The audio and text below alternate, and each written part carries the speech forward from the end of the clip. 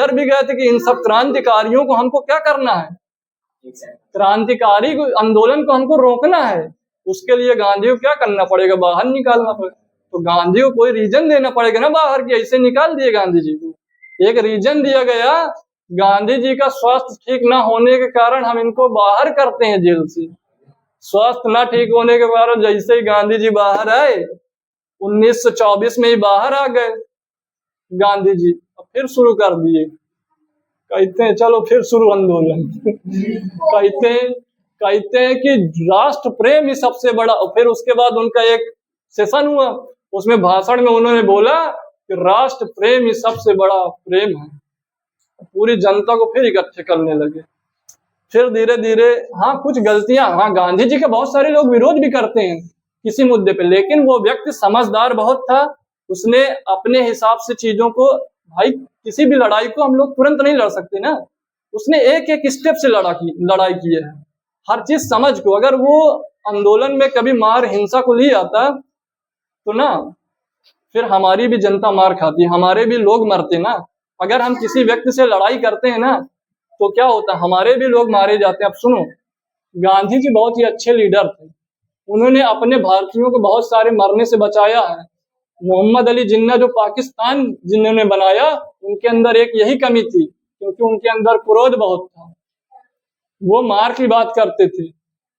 इसीलिए आज भी पाकिस्तान में देख लो तुम, लड़ाई झगड़ा, और आज भी वहां पे जो वो नहीं है आतंकवाद, क्यों बोला जाता है कि पाकिस्तान में सबसे ज्यादा आतंकवाद है, क्योंकि वहां का जो पहला लीडर था उसने ही आतंकवाद को बढ़ावा दे दिया। जब भारत देश आजाद हुआ था तो लाशें जो थी ट्रेन में भर भर के पाकिस्तान से आ रही थी, लेकिन एक भी कोई भी व्यक्ति भारत का मारा नहीं गया।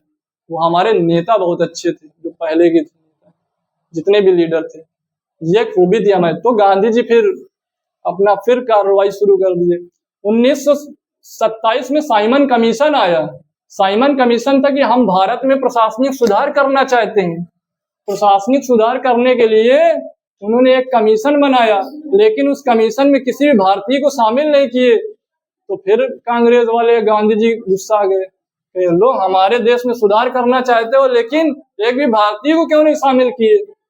तो देश में फिर आंदोलन चलने लगा, साइमन गो बैक के नारे लगने लगे, साइमन गो बैक के नारे लगने लगे। अब जो है अंग्रेजों ने कहा कि अच्छा तुम अपना देश चलाना चाहते हो, तो उन्होंने कहा हाँ हम अपना देश चला। अंग्रेजों ने कहा कि तुम पहले अपना संविधान तो बना के दिखाओ, अपना कॉन्स्टिट्यूशन तो बनाओ, तब तो अपना देश चलाओगे। तो उन्होंने कहा कि हाँ बात तो सही है। तो एक व्यक्ति तैयार हो गया, उसने कहा ठीक है मैं तुम्हारी चुनौती स्वीकार करता हूं और मैं कॉन्स्टिट्यूशन बना के दूंगा। वो पंडित जवाहरलाल नेहरू के पिता मोतीलाल नेहरू थे। उन्होंने संविधान बनाना चालू कर दिया, मतलब एक मिनी कॉन्स्टिट्यूशन के तौर पे। उन्होंने बहुत सारी चीजें डाली। अंग्रेजों को पता था कि भारत में इतने सारे लोग हैं ना, ये इतना विरोध कर देंगे, अगर कोई भी संविधान बनेगा ना तो एक जाति वाले विरोध कर देंगे, इनका कभी संविधान पूरा हो ही नहीं पाएगा। लेकिन जब उन्होंने संविधान बनाया ना तो उसमें एक वर्ड डाल दिया, डोमिनियन स्टेटस। डोमिनियन स्टेटस का मतलब होता है जो सरकार होगी उसका मेन अधिकारी तो अंग्रेज होगा, लेकिन सरकार जो पूरे नेता होंगे, जो देश चलाने वाले व्यक्ति होंगे, वो भारतीय होंगे।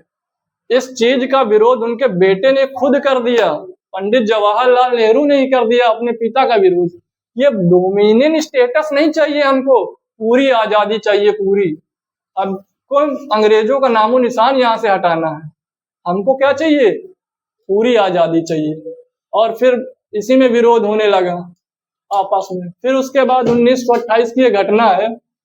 फिर 1929 में हमारे भगत सिंह जो है बम फेंक दिए असेंबली में बम फेंक दिए, लेकिन वो असली वाला बम नहीं था। उन्होंने उस पर्चे में भी लिख के फेंका था कि मेरा मकसद किसी को मारना नहीं है, बहरों को उनकी आवाज को सुनाना है। बहरों जो आवाज नहीं सुन रहा है भारतीयों की, उस आवाज को हमको उनको सुनाना है, इसलिए मैंने बम फेंका। और वो भागे भी नहीं, वहीं पे खड़े रहे भगत सिंह।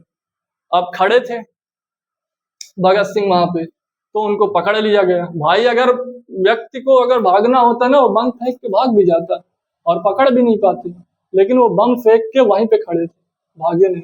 पकड़ लिया अंग्रेज अधिकारियों ने, और फिर उसके बाद इनको जो है ना तीन लोगों को फांसी भी दे दी। भगत सिंह, सुखदेव और राजगुरु को फांसी भी दे दी जाती।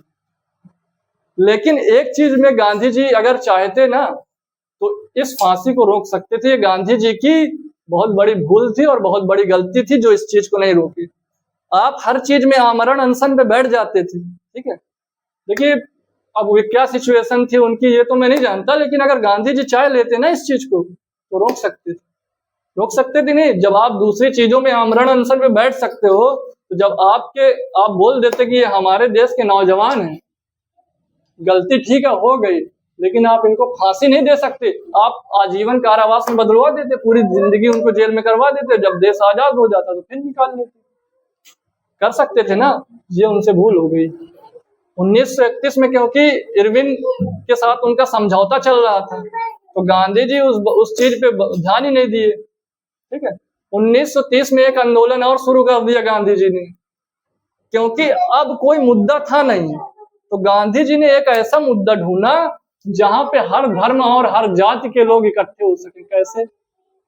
उन्होंने नमक का मुद्दा ढूंढा, क्योंकि नमक चाहे हिंदू हो, चाहे मुस्लिम हो, चाहे सिख हो, चाहे ईसाई हो, हर जाति के लोग खाते हैं। नमक कानून था कि कोई भी व्यक्ति नमक नहीं बना सकता, हमको खरीदना पड़ता था। और जो कोस्टल एरिया में जो समुद्र के किनारे वाले सारे हमारे देश के जो लोग थे वो नमक बना सकते थे। इसलिए गांधी जी ने अपने 72 साथियों के साथ दांडी मार्च किए। 300 से ज्यादा मील की दूरी उन्होंने तय की और पैदल चले और गए। नमक कानून को क्या किया? तोड़ा। जब नमक कानून को तोड़ा तो फिर 1931 में यही था, सविनय अवज्ञा आंदोलन यही चल रहा था, ठीक है।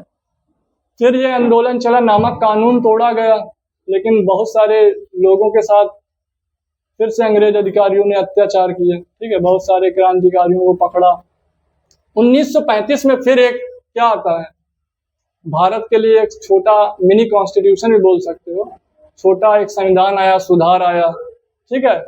फिर और आगे चलते हैं, सुभाष चंद्र बोस की भी थोड़ी सी कहानी समझ लेते हैं। उन्होंने आजाद हिंद फौज की खोज की थी, जर्मनी जापान गए, वहां पे एक जो सैनिक नहीं होते, सैनिक जिनको पकड़ लिया जाता है, बंदी बना लिया जाता है, फांसी लगने वाली होती है, तो उन्होंने कहा कि आप इनको फांसी तो देने वाले हो, फांसी अगर देने वाले हो तो इनको हमें दे दो ना 50,000 किसी ने।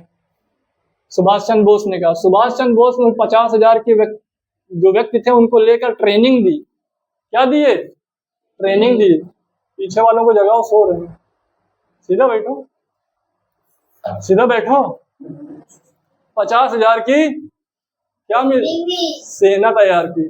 50,000 की सेना लेके वो कहाँ आ रहे थे? इंडिया आ रहे थे। लेकिन जब वो इंडिया आ रहे थे ना, तो फिर कहते हैं कि जब वो रास्ते में थे, उसके बाद सुभाष चंद्र बोस का पता नहीं चलता, सुभाष चंद्र बोस की डेथ हो गई, क्या हो गया।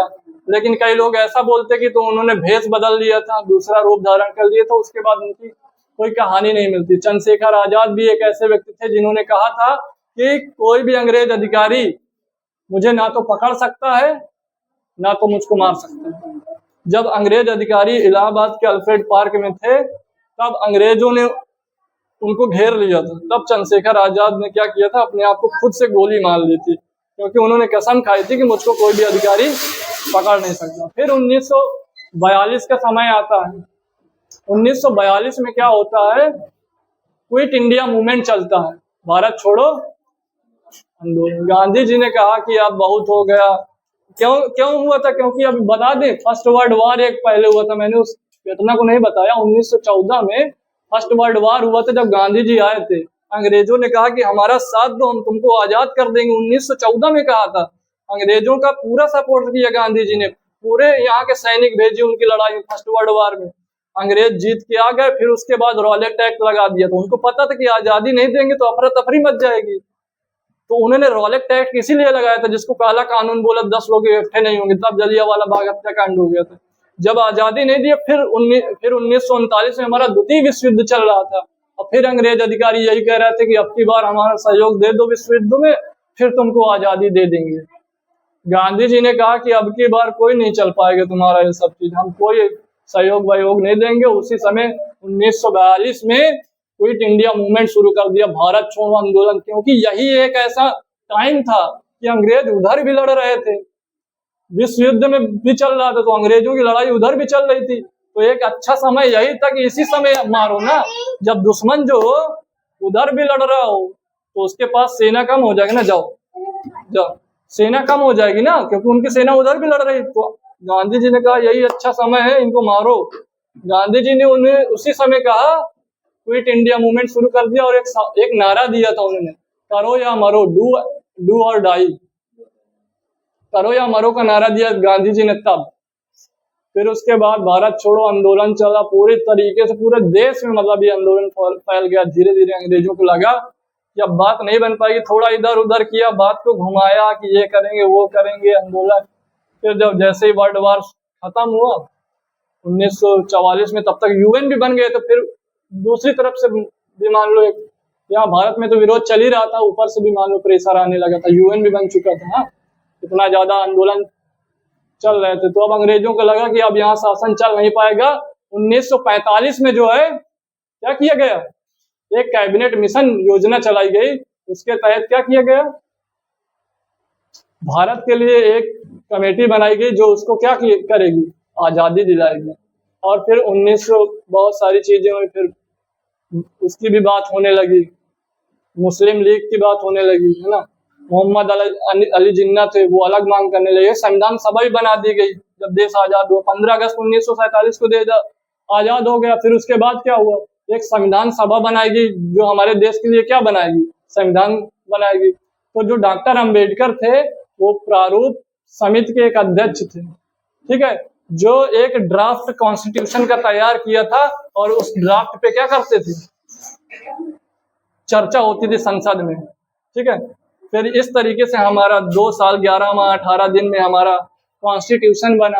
कॉन्स्टिट्यूशन बन गया था, लेकिन हमने क्या किया, उसको लागू नहीं किया।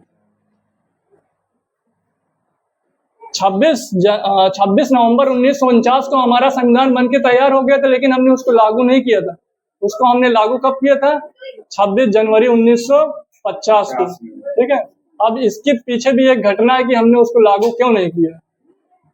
भाई, जब हमारा देश आजाद नहीं हुआ था ना, तो उस समय हम आजादी मनाया करते थे।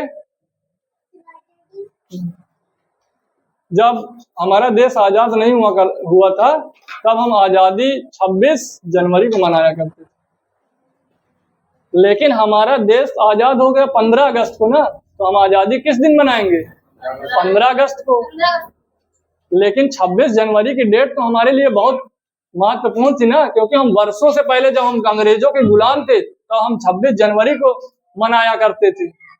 इसलिए इस डेट को हमने कहा 26 नवंबर को तो हमारा कॉन्स्टिट्यूशन बन चुका है, लेकिन हम लागू इसको कब करेंगे, 26 जनवरी को हम लोग इसको लागू करेंगे, ठीक है। तब हमने 26 जनवरी 1950 से अपना संविधान लागू किया, और संविधान लागू होने के बाद अपने देश की शासन व्यवस्था को अच्छे से चलाया। और हमारे जो लीडर थे बहुत ही अच्छे थे, जो हमारे पहले के लीडर थे, सरदार वल्लभ भाई पटेल। इतने बड़े देश को एक सूत्र में पिरो देना बहुत बड़ी बात थी। 565 रियासतें थी, जिनको एक सूत्र में बांध देना बहुत बड़ी बात थी। सरदार वल्लभ भाई पटेल को लौह पुरुष भी कहा जाता है। इन्होंने क्या किया था, इन्होंने 565 रियासतें थी उनको मिलाया। कुछ राजा थे जो भारत में शामिल होने की बात नहीं करते थे, जैसे जूनागढ़ के हमारे जो थे, कौन, मोहब्बत खां, और निजाम थे हैदराबाद के।